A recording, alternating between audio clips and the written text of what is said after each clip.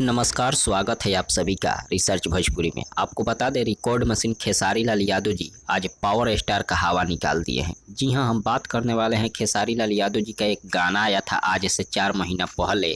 गाना का बोल था लागेलू जहर। जी हां, लागेलू जहर इस गाने को आज़ाद सिंह लिखे थे और खेसारी लाल यादव जी गाए थे।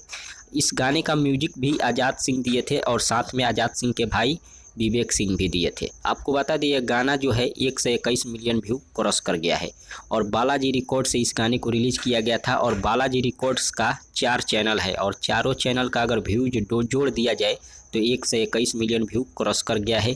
यानी कि 4 महीना में 1 से 21 मिलियन व्यू क्रॉस कर गया है।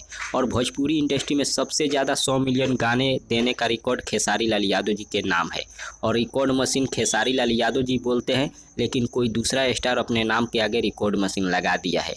और कोई चोर यूट्यूबर उसका साथ भी देता है, रिकॉर्ड मशीन अपने चैनल से प्रमोट भी करता है। लेकिन ओरिजिनल रिकॉर्ड मशीन की बात करें तो खेसारी लाल यादव जी हैं।